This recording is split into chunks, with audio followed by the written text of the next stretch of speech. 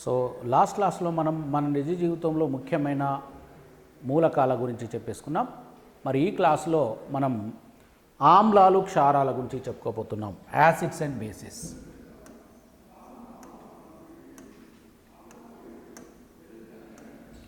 ఆమ్లాలు క్షారాలు,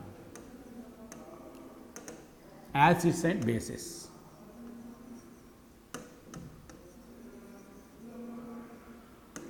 సాధారణంగా పదార్థాలు ఏవైనా ఆమ్ల స్వభావాన్ని కానీ లేదా క్షార స్వభావాన్ని కానీ కలిగి ఉంటాయి.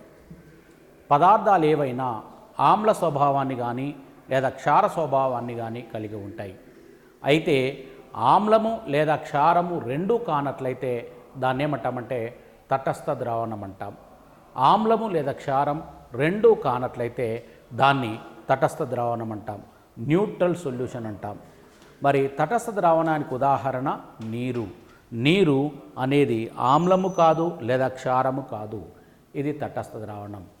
మరి ఈ ఆమ్లాలకు క్షారాలకు మరి ధర్మాల పరంగా తేడాలేంటి? ఆమ్లం ఏంటి? యాసిడ్ అంటాం,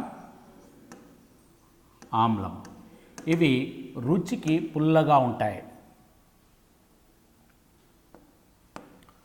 ఆమ్లాలు రుచికి పుల్లగా ఉంటాయి,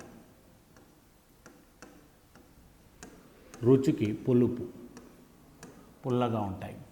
అలాగే ఆమ్లాలు నీలి లిట్మస్ కాగితాన్ని ఎరుపు వర్ణంలోకి మారుస్తాయి. ఆమ్లాలు నీలి లిట్మస్ కాగితాన్ని ఎరుపు వర్ణంలోకి మారుస్తాయి.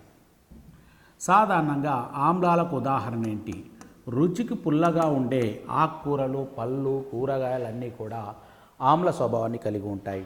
రుచికి పుల్లగా ఉండేటువంటి ఆకుకూరలు, పళ్ళు, కూరగాయలన్నీ కూడా ఆమ్ల స్వభావాన్ని కలిగి ఉంటాయి. మరి ఆమ్లాలకు ఉదాహరణ నిమ్మ, చింతకాయ, ఉసిరిక మొదలైనవన్నీ కూడా ఆమ్ల స్వభావాన్ని కలిగి ఉంటాయి.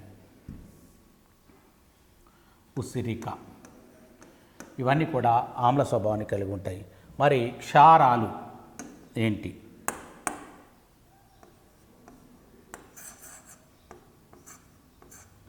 క్షారం ఇవి రుచికి చేదుగా ఉంటాయి. క్షారాలు రుచికి చేదుగా ఉంటాయి.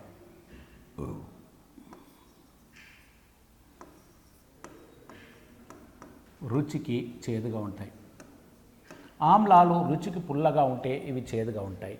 ఇవి మరి ఆమ్లాలు నీలి లిట్మస్ కాగితాన్ని ఎరుపు వర్ణంలోకి మారిస్తే క్షారాలు మాత్రం ఎరుపు లిట్మస్ కాగితాన్ని నీలి వర్ణంలోకి మారుస్తాయి.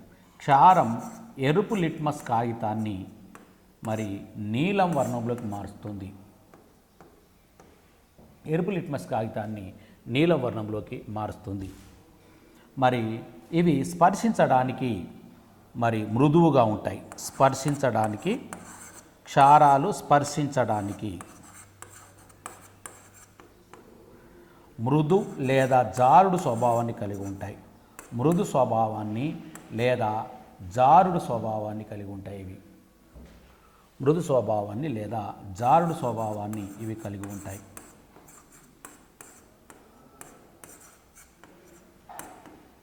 మృదు స్వభావం లేదా జారుడు స్వభావాన్ని ఇవి కలిగి ఉంటాయి.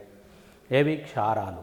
మరి తటస్థ ద్రావణం ఆమ్లము లేదా క్షారము కానట్లయితే దాన్ని ఏమంటామంటే మనం తటస్థ ద్రావణం అంటాం. కాబట్టి ఆమ్లము క్షారం రెండింటిలో ఏది కానట్లయితే దాన్ని మనము తటస్థ ద్రావణం అంటాం. తటస్థ ద్రావణం అంటే ఏంటి? తటస్థ ద్రావణం అంటే ఆమ్లం లేదా క్షారం కానటువంటి పదార్థాన్ని, ఆమ్లం కానీ క్షారం కానీ కానటువంటి పదార్థాన్ని, క్షారం కానీ కానటువంటి పదార్థాన్ని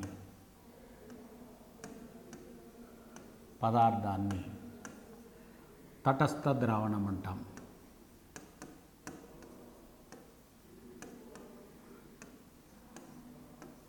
ఆమ్లం కానీ క్షారం కానీ కానటువంటి పదార్థాన్నే మనం తటస్థ ద్రావణం అంటాం. ఇది ఆమ్లము కాదు, క్షారము కాదు, ఇది తటస్థ ద్రావణం. ఆమ్లము కాదు, క్షారం కాదు, ఇది ఒక తటస్థ ద్రావణం. తటస్థ ద్రావణానికి ఉదాహరణ మరి నీరు. ఉదాహరణ నీరు H2O.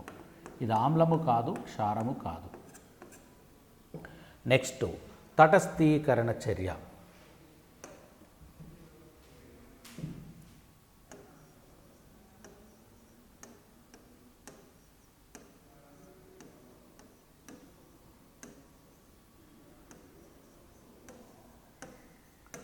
తటస్థీకరణ చర్య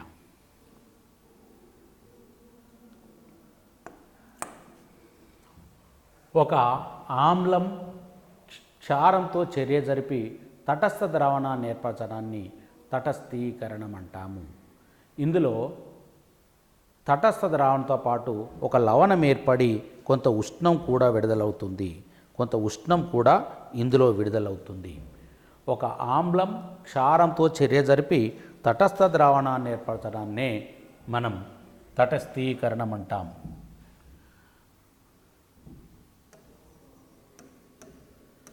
ఒక ఆమ్లం క్షారంతో చర్య జరిపి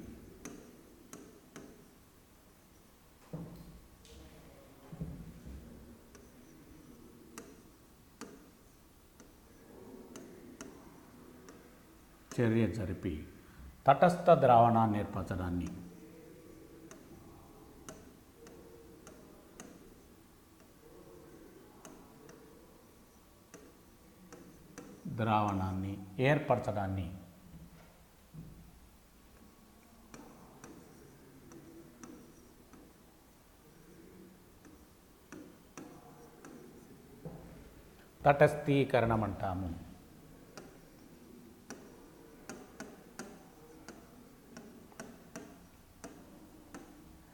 తటస్థీకరణం అంటాము. సో అంటే ఆమ్లం క్షారం రెండింటితో చర్య జరిపి మరి తటస్థ ద్రావణాన్ని ఏర్పరుస్తాయి. దీన్ని తటస్థీకరణ అంటాం. తటస్థ ద్రావణాన్ని ఏర్పరుస్తాయి. ఇందులో కొంత లవణం కూడా విడుదలవుతుంది. అలాగే ఇందులో కొంత ఉష్ణం కూడా విడుదలవుతుంది. ఈ విడుదలైనటువంటి ఉష్ణాన్నే మనం తటస్థీకరణ ఉష్ణం అంటాం. అయితే బలమైన ఆమ్లం బలమైన క్షారంతో చర్య జరిపినప్పుడు విడుదలయ్యే ఉష్ణం 13.6 కిలో క్యాలరీల ఉష్ణం అనేది విడుదలవుతుంది. బలమైన ఆమ్లం బలమైన క్షారంతో చర్య జరిపినప్పుడు ఉదాహరణకు బలమైన ఆమ్లానికి ఉదాహరణ హైడ్రోక్లోరిక్ ఆమ్లం, బలమైన క్షారానికి ఉదాహరణ సోడియం హైడ్రాక్సైడ్. ఇవి రెండు చర్య జరిపినప్పుడు తటస్థ ద్రావణం ఏర్పడడంతో పాటు కొంత ఉష్ణం విడుదలవుతుంది. H2O అనేటువంటి తటస్థ ద్రావణం విడుదలవుతుంది. ఇందులో మరి NaCl అనేటువంటి లవణం ఏర్పడి మరి 13.7 కిలో క్యాలరీల ఉష్ణం విడుదలవుతుంది. 13.7 కిలో క్యాలరీల ఉష్ణం విడుదలవుతుంది. దీన్ని తటస్థీకరణ చర్య అంటాం. ఒక బలమైన ఆమ్లం బలమైన క్షారంతో చర్య జరిపినప్పుడు తటస్థ ద్రావణం ఏర్పడుతుంది. ఇక్కడ మరి H+OH- ఇవి రెండు కలిసి మరి H2O ఏర్పడుతుంది. రసాయనిక ద్వంద్వ వియోగం అంటే రసాయన బంధంలో పాల్గొన్న రెండు అణువులు లేదా సమ్మేళనాలు విడిపోయి రెండు కొత్త పదార్థాలను ఏర్పరుస్తున్నాయి. దీన్ని ద్వంద్వ వియోగం అంటాం. కాబట్టి HCl మరియు NaOH రెండు విడిపోతున్నాయి. అప్పుడు H+OH- కలిసి H2O ఏర్పరుస్తుంది. Na+Cl gives NaCl ఏర్పరుస్తుంది. అయితే ఇక్కడ బలమైన ఆమ్లం బలమైన క్షారంతో చర్య జరిపినప్పుడు విడుదలయ్యే ఉష్ణం 13.7 కిలో క్యాలరీల ఉష్ణం విడుదలవుతుంది. నోట్: బలమైన ఆమ్లం బలమైన క్షారంతో చర్య జరిపినప్పుడు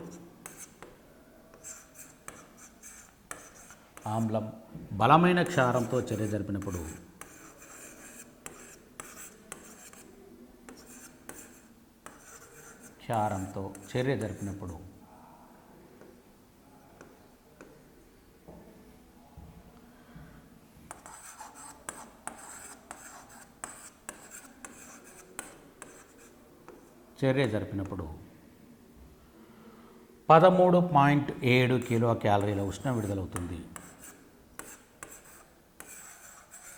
క్యాలరీల ఉష్ణం విడుదలవుతుంది.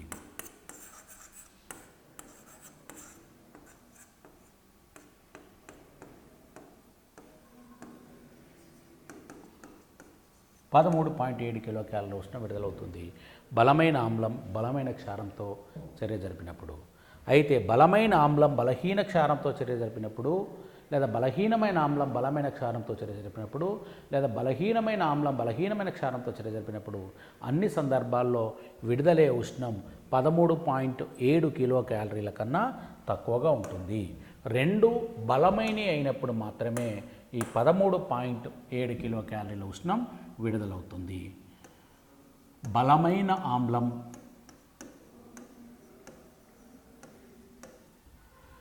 బలహీనమైన క్షారంతో చర్య జరిపినప్పుడు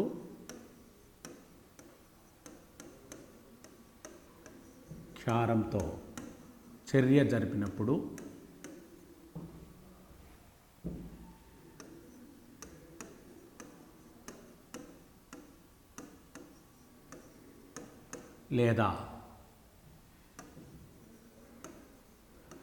బలహీనమైన ఆమ్లం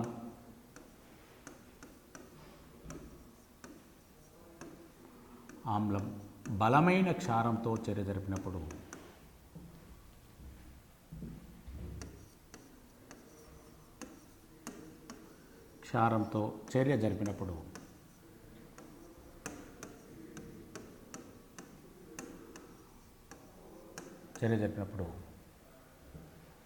విడుదలయ్యే ఉష్ణం లేదా విడుదలయ్యే ఉష్ణం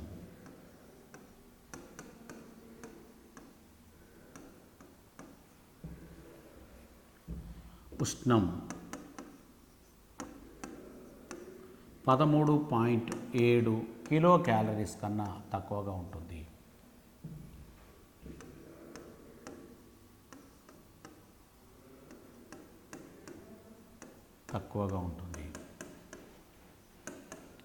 రెండో బలమైనప్పుడు మాత్రమే ఈ 13.7 కిలో క్యాలరీల ఉష్ణం అనేది విడుదలవుతుంది.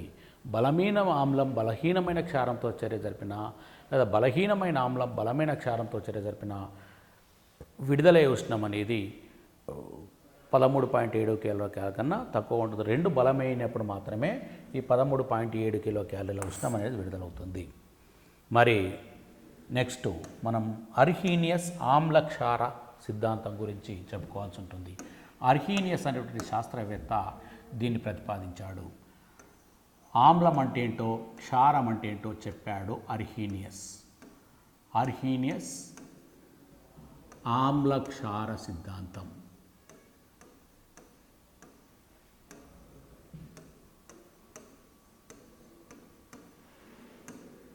అర్హీనియస్ ఆమ్లక్షార సిద్ధాంతం. మరి అర్హీనియస్ చెప్పాడు ఆమ్లం అంటే ఏంటో చెప్పాడు, అలాగే క్షారం అంటే ఏంటో కూడా చెప్పాడు. ఆమ్లం అంటే ఏంటి, అలాగే క్షారం అంటే ఏంటి? జలద్రావణంలో H+ అయాన్లనిచ్చే ఏ పదార్థాన్నైనా మనం ఆమ్లం అంటాము. జలద్రావణంలో H+ అయాన్లనిచ్చే పదార్థాన్ని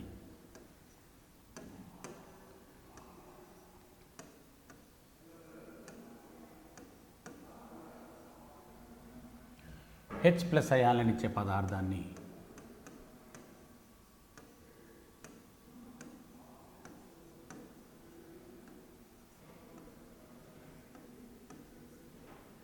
ఇచ్చే పదార్థాన్ని ఆమ్లం అంటాం.